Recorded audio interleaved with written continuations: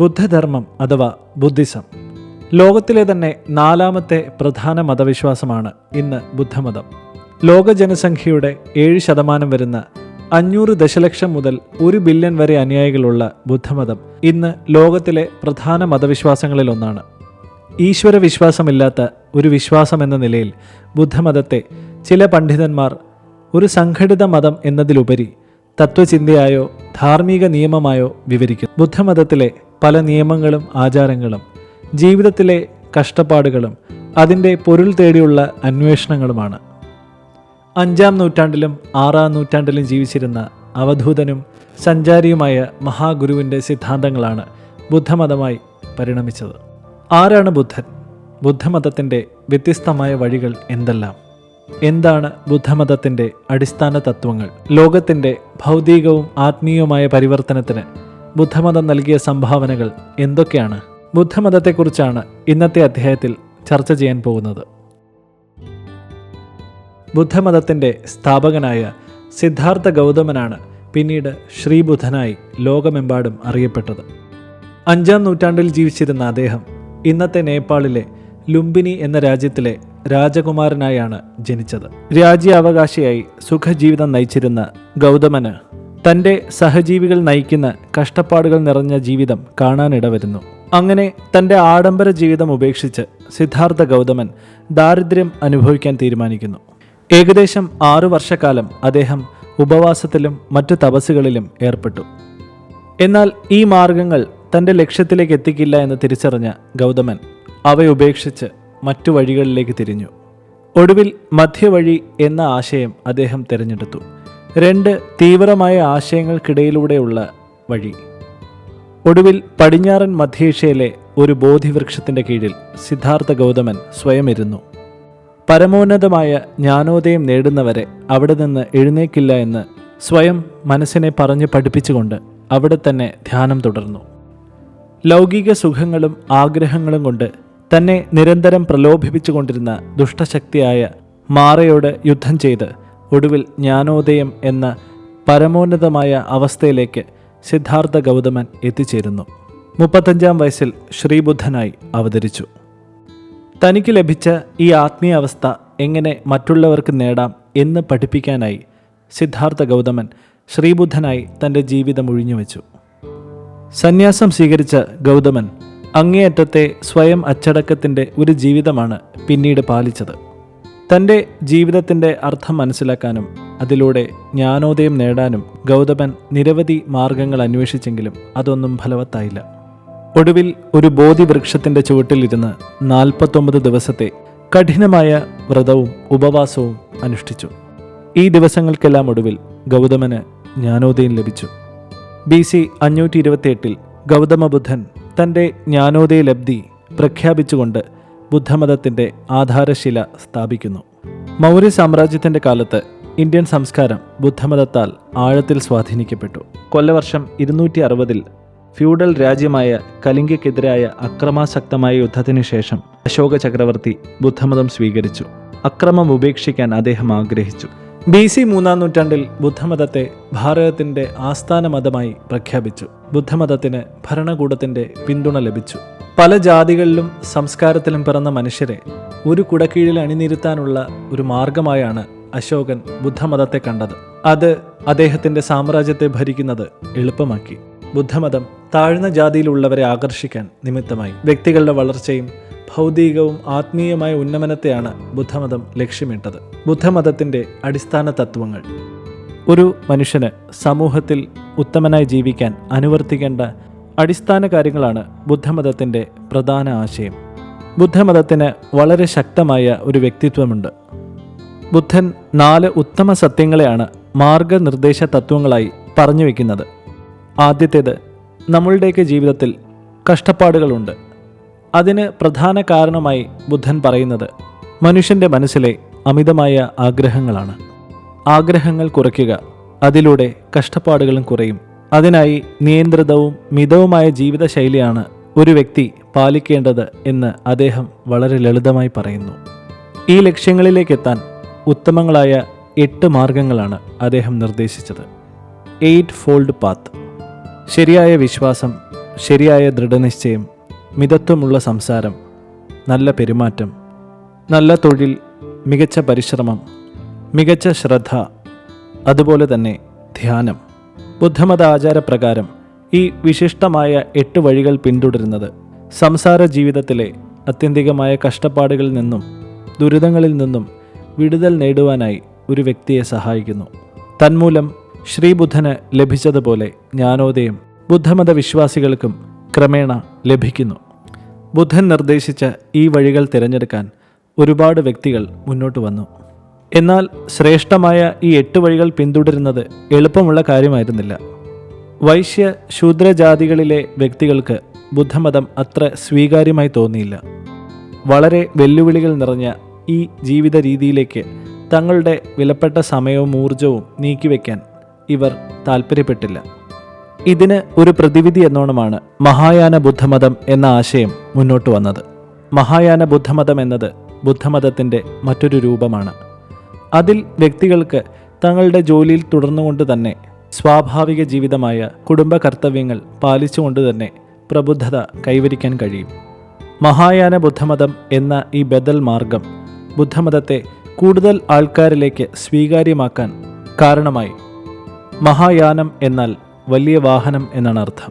കൂടുതൽ ആളുകൾക്ക് മോക്ഷം നേടാനുള്ള മാർഗം എന്ന് ഇത് സൂചിപ്പിക്കുന്നു. ഹിന്ദുമതവും ബുദ്ധമതവും തമ്മിലുള്ള പ്രധാന വ്യത്യാസം. ഹിന്ദുമതത്തിൽ നിന്ന് വിഭിന്നമായി ബുദ്ധമതക്കാർ സാധാരണയായി പുനർജന്മത്തിൻ്റെ ചക്രത്തിൽ നിന്ന് രക്ഷപ്പെടുന്നതിനും അടുത്ത ജന്മത്തിൽ മോക്ഷം നേടുന്നതിനുമാണ് പ്രാധാന്യം നൽകുന്നത്.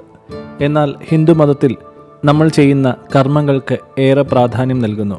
ആ കർമ്മത്തിനനുസരിച്ചുള്ള ഫലമായിരിക്കും നിങ്ങൾക്ക് വരും ജന്മങ്ങളിൽ ലഭിക്കുക. അതായത് ഈ ജന്മത്തിൽ നിങ്ങൾ ചെയ്യുന്ന നല്ലതും മോശവുമായ കാര്യങ്ങൾ അടുത്ത ജന്മത്തിൽ നിങ്ങൾ എന്താകുന്നു എന്ന വിഷയത്തെ തീരുമാനിക്കുന്നു. ഒരുപക്ഷെ ഇത്തരം നിയമങ്ങളൊക്കെ എല്ലാ വ്യക്തികളും അവരവരുടെ ജീവിതത്തിൽ നല്ല പ്രവൃത്തികൾ മാത്രം ചെയ്യണം എന്ന വിശ്വാസത്തോടെയായിരിക്കും എഴുതപ്പെട്ടത്. ഹിന്ദുമതത്തിൽ കൂടുതലും ദേവന്മാരും ദേവതമാരും യോഗിമാരും ഗുരുക്കന്മാരുമാണ് പ്രധാനികൾ. അവരിൽ ഗുരുക്കന്മാർക്ക് പോലും ഈശ്വര സ്ഥാനമാണ് കൽപ്പിക്കുന്നത്. എന്നാൽ ബുദ്ധമതത്തിൽ ദൈവങ്ങളില്ല. ജീവിതത്തെ ചിട്ടയോടെ നയിക്കാനുള്ള പ്രമാണങ്ങൾ മാത്രമാണ് അവിടെ ഈശ്വരസ്ഥാനത്ത് ഉള്ളത്. അവ കൃത്യമായി പാലിച്ചാൽ നിങ്ങൾക്ക് മോക്ഷം ലഭിക്കും എന്ന് ബുദ്ധമതം പഠിപ്പിക്കുന്നു. അശോക ചക്രവർത്തിയുടെ ഭരണകാലത്തിന് ശേഷം ബുദ്ധമതം. അശോക ചക്രവർത്തിയുടെ ഭരണകാലത്തിന് ശേഷവും ബുദ്ധമതം ഹിന്ദുമതത്തിനും ജൈനമതത്തിനുമൊപ്പം ഭാരതത്തിൽ വ്യാപകമായി ആചരിച്ചു വന്നു. എന്നാൽ അശോകന്റെ ഭരണകാലത്തിന് ശേഷം വന്ന ഗുപ്ത രാജവംശം ഹിന്ദുമതത്തിനാണ് ഏറെ പ്രാധാന്യം നൽകിയത്. എന്നാൽ 8-ാം നൂറ്റാണ്ടിലെ ഭക്തി പ്രസ്ഥാനത്തിൻ്റെ വളർച്ച ഹിന്ദുമതത്തിൻ്റെ രൂപാന്തരീകരണത്തിന് ഏറെ ഗുണം ചെയ്തു. ഇത് ഭാരതത്തിൽ ബുദ്ധമതത്തിൻ്റെ സ്വീകാര്യതയ്ക്ക് കുറവ് വരുത്തി. അങ്ങനെ ഹിന്ദുമതം ഒരു ബഹുസ്വര മതമായി ഭാരതത്തിൽ വളർച്ച പ്രാപിക്കാൻ തുടങ്ങി. മറ്റെല്ലാ മതങ്ങളെയും ആചാരങ്ങളെയും തങ്ങൾക്ക് ഉൾക്കൊള്ളാൻ കഴിയും എന്ന പ്രത്യേകതയാണ് ഹിന്ദുമതത്തിൻ്റെ വളർച്ചയ്ക്ക് വഴിയൊരുക്കിയത്. എന്നാൽ ഇത്രയൊക്കെ ആയിട്ടും ബുദ്ധമതം ഭാരതത്തിൽ നിന്ന് തുടച്ചു നീക്കപ്പെട്ടില്ല. മറിച്ച് ഇന്ത്യൻ ആത്മീയതയുടെ വളരെ സങ്കീർണമായ ബഹുസ്വരതയുടെ സ്വഭാവത്തിലേക്ക് ബുദ്ധമതം ലയിക്കപ്പെട്ടു. ഇന്ന് പടിഞ്ഞാറൻ രാജ്യങ്ങളിലേക്കും ബുദ്ധമതത്തിൻ്റെ സ്വാധീനം ശക്തമായി വളരുകയാണ്. പല ബുദ്ധമത ആശയങ്ങളും വിശ്വാസങ്ങളും മറ്റു പല വിശ്വാസധാരകളുമായി ചേർന്നു പോകുന്നുണ്ട്. ബുദ്ധമതത്തിൻ്റെ വിശ്വാസികൾ ഒരു പരമോന്നത ദൈവത്തെയോ വിശ്വസിക്കുന്നില്ല. പകരം അവർ മനുഷ്യന് ഏറ്റവും അടിസ്ഥാനമായി വേണ്ട പ്രബുദ്ധത കൈവരിക്കുന്നതിൽ ശ്രദ്ധ ചെലുത്തുന്നു. ആന്തരിക സമാധാനത്തിൻ്റെയും ജ്ഞാനത്തിൻ്റെയും അവസ്ഥയാണ് പ്രബുദ്ധത അഥവാ ജ്ഞാനോദയം. ഈ ആത്മീയ ശ്രേണിയിലേക്ക് എത്തുമ്പോൾ നിർവാണ എന്ന അവസ്ഥയിലേക്ക് ഒരാൾ എത്തിച്ചേരുന്നു. ബുദ്ധമതത്തിൻ്റെ സ്ഥാപകനായ ഗൗതമ ബുദ്ധൻ അഥവാ ശ്രീബുദ്ധൻ ഒരു അസാധാരണ വ്യക്തിയായാണ് ബുദ്ധമത വിശ്വാസികൾ കണക്കാക്കുന്നത്. പക്ഷേ അവർക്ക് അദ്ദേഹം ദൈവമല്ല. ബുദ്ധൻ എന്ന വാക്കിൻ്റെ അർത്ഥം പ്രബുദ്ധത എന്നാണ്. ധ്യാനം, ജ്ഞാനം എന്നിവ പ്രയോജനപ്പെടുത്തിയാണ് ഒരാൾ പ്രബുദ്ധതയിലേക്ക് എത്തുന്നത്. ധ്യാനിക്കുന്നത് സത്യത്തെ ഉണർത്താൻ സഹായിക്കുന്നു എന്ന് അവർ വിശ്വസിക്കുന്നു. ബുദ്ധമതത്തിനുള്ളിൽ തന്നെ നിരവധി തത്വചിന്തകളും വ്യത്യസ്തമായ ആശയധാരകളുമുണ്ട്. അത്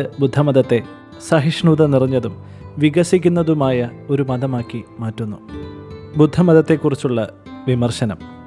ചില പണ്ഡിതന്മാർ ബുദ്ധമതത്തെ ഒരു സംഘടിത മതമായി അംഗീകരിക്കുന്നില്ല. പകരം മനുഷ്യൻ്റെ അടിസ്ഥാന ചോദനകളെയെല്ലാം നിരാകരിച്ചുകൊണ്ട് ഒരു വൈരാഗ്യയെപ്പോലെ ജീവിതം നയിക്കാൻ ആവശ്യപ്പെടുന്ന ഒരു മതമായിട്ടാണ് ബുദ്ധമതത്തെക്കുറിച്ച് പണ്ഡിതന്മാർ ഉന്നയിക്കുന്ന പ്രധാന വിമർശനം. ശ്രീബുദ്ധൻ്റെ പ്രധാനപ്പെട്ട 4 നിർദ്ദേശങ്ങൾ ഉത്തമ സത്യങ്ങൾ എന്നാണ് അറിയപ്പെടുന്നത്. ബുദ്ധമതത്തെക്കുറിച്ച് മനസ്സിലാക്കാൻ ഇത് വളരെ അത്യന്താപേക്ഷികമാണ്. ഹിന്ദുമതത്തെ പോലെ തന്നെ ബുദ്ധമതക്കാർ കർമ്മഫലത്തിലും പുനർജന്മത്തിലും വിശ്വസിക്കുന്നു. എന്നാൽ ഹിന്ദുമതത്തിൽ മോക്ഷം നേടുന്നത് തങ്ങളുടെ ആത്മാവ് ഈശ്വരനിൽ വിലയം പ്രാപിക്കുമ്പോഴാണ്. എന്നാൽ ബുദ്ധമതത്തിൽ പരമാത്മാവ് എന്നൊരു പ്രത്യേക സങ്കല്പമില്ല. ഒരു വ്യക്തിയുടെ മരണത്തിനു ശേഷം അവൻ്റെ അതുവരെയുള്ള ചിന്തകളും ജീവിതവും അവസാനിക്കുന്നു. ഗൗതമ ബുദ്ധൻ്റെ സമാധിക്ക് ശേഷം അദ്ദേഹത്തിൻ്റെ ശിഷ്യന്മാർ സംഘടിതമായ ഒരു മതപ്രസ്ഥാനമാക്കി ബുദ്ധമതത്തെ വളർത്താൻ തുടങ്ങി. 6-ാം നൂറ്റാണ്ടിൽ ഹൂണന്മാർ ഭാരതത്തെ ആക്രമിക്കുകയും 100 കണക്കിന് ബുദ്ധവിഹാരങ്ങൾ നശിപ്പിക്കുകയും ചെയ്തു. ബുദ്ധമതത്തിന് നേരെ നടന്ന മറ്റൊരു ശ്രദ്ധേയമായ കടന്നാക്രമണമാണ് AD 1197-നും 1206-ലും ഇടയിൽ മുഹമ്മദ് ബക്തിയാർ ഖിൽജിയുടെ നേതൃത്വത്തിലുണ്ടായത്. ഇതിനെ തുടർന്ന് ഭാരതത്തിലുണ്ടായ കൂട്ടക്കൊലകളും ആക്രമണങ്ങളും ബംഗാളിലെ ബുദ്ധമതത്തിൻ്റെ വേരുകൾ പിഴുതെറിഞ്ഞു. 2010 യുനെസ്കോ ലോക പൈതൃക പട്ടികയിൽ ഉൾപ്പെടുത്തിയ മഹായാന ബുദ്ധമതത്തിൻ്റെ പ്രധാന പഠന കേന്ദ്രമായ നളന്ദ എന്ന മഹാവിദ്യാലയം തകർത്തെറിഞ്ഞത് ഖിൽജിയുടെ അധിനിവേശ കാലത്താണ്. നളന്ദയിലെ മഹാഗ്രന്ഥപുരയും ഖിൽജി നിർദാക്ഷിണ്യം അഗ്നിക്കിരയാക്കി. മധ്യകാലഘട്ടത്തോടെ ഇസ്ലാം മതം ഭാരതത്തിൽ വേഗത്തിൽ പ്രചാരം നേടാൻ തുടങ്ങി. ബുദ്ധമത വിശ്വാസികളെ നിർബന്ധപൂർവം പരിവർത്തനം ചെയ്യാൻ ഭരണാധികാരികൾ നിർബന്ധിച്ചു. എന്നിരുന്നാലും ബുദ്ധമതം മധ്യ തെക്ക് കിഴക്കൻ ഏഷ്യ, ചൈന, ജപ്പാൻ, കൊറിയ എന്നിവിടങ്ങളിലേക്കും 20-ാം നൂറ്റാണ്ടോടെ പാശ്ചാത്യ നാടുകളിലേക്കും വ്യാപിക്കാൻ തുടങ്ങി. ബുദ്ധമതത്തിൻ്റെ പല രൂപങ്ങളും ലോകമെമ്പാടും നിലവിലുണ്ട്.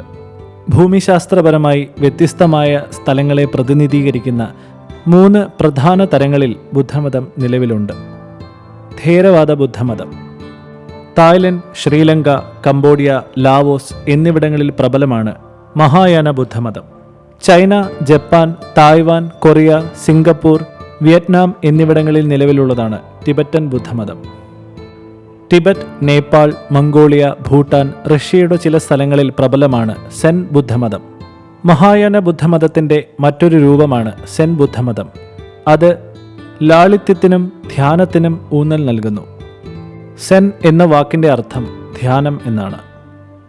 ബുദ്ധമതത്തിൻ്റെ ചില രൂപങ്ങൾ താവോയിസം, ബോൺ തുടങ്ങിയ മതങ്ങളുമായി വളരെ ചേർന്നു പോകുന്നതാണ്. ശ്രീബുദ്ധൻ്റെ ആശയങ്ങൾ ധർമ്മം എന്നറിയപ്പെടുന്നു. ജ്ഞാനം, ദയ, ക്ഷമ, ഔദാര്യം, അനുകമ്പ എന്നിവ പ്രധാനപ്പെട്ട ഗുണങ്ങളാണെന്ന് ശ്രീബുദ്ധൻ പറയുന്നു. എല്ലാ ബുദ്ധമതക്കാരും 5 ധാർമ്മിക നിയമങ്ങൾ പാലിച്ചാണ് ജീവിക്കുന്നത്. ജീവജാലങ്ങളുടെ ഹിംസ, അർഹതയില്ലാത്ത കാര്യങ്ങൾ ആഗ്രഹിക്കുന്നത്, ലൗകികമായ ചോദനകൾ, ലഹരി മദ്യവും ഉപയോഗിക്കുന്നത്, എല്ലാത്തിലുമുപരി കള്ളം പറയരുത്. ഇത്തരം പ്രവൃത്തികളിലോ ചിന്തകളിലോ ഏർപ്പെടുന്നത് ബുദ്ധമത നിയമപ്രകാരം വിലക്കപ്പെട്ടതാണ്. ബുദ്ധമതത്തിലെ പ്രധാന ഗ്രന്ഥങ്ങൾ. ബുദ്ധമതക്കാർ നിരവധി വിശുദ്ധ ഗ്രന്ഥങ്ങളെയും വേദങ്ങളെയും ബഹുമാനിക്കുന്നു. ടിപ്പിട്ടക എന്നും 3 കൊട്ടകൾ എന്നും അറിയപ്പെടുന്ന ഈ ഗ്രന്ഥങ്ങൾ ബുദ്ധമത രചനകളുടെ ആദ്യകാല ശേഖരമായി കരുതപ്പെടുന്നു. സൂത്രങ്ങൾ. 2000-ലധികം സൂത്രങ്ങളുണ്ട്. അവ പ്രധാനമായി മഹായാന ബുദ്ധമതക്കാർ സ്വീകരിച്ച വിശുദ്ധമായ മാർഗരേഖകളാണ്. അതേപോലെ മരിച്ചവരുടെ പുസ്തകം എന്നറിയപ്പെടുന്ന the book of the dead. ഈ ടിബറ്റൻ ഗ്രന്ഥം മരണത്തിൻ്റെ ഘട്ടങ്ങൾ വിശദമായി വിവരിക്കുന്നു. ബുദ്ധമതം ആത്യന്തികമായി മനുഷ്യന് ജീവിതത്തെ മികച്ച രീതിയിൽ മുന്നോട്ട് നയിക്കാനുള്ള മാർഗരേഖകളാണ്. തെറ്റുകളിൽ നിന്നും ശരിയിലേക്ക് വഴികാട്ടുന്ന തത്വചിന്തകളാണ് ബുദ്ധമതത്തിലുടനീളം. അച്ചടക്കമുള്ള ജീവിതം നയിച്ചുകൊണ്ട് സമൂഹത്തിനും വരും തലമുറകൾക്കും മാതൃകയായി നിലനിൽക്കാനും ഭൂമിയിലെ സകല ചരാചരങ്ങളെയും സ്നേഹത്തോടെ കാണാനും ബുദ്ധമത പ്രമാണങ്ങൾ നമ്മെ പഠിപ്പിക്കുന്നു.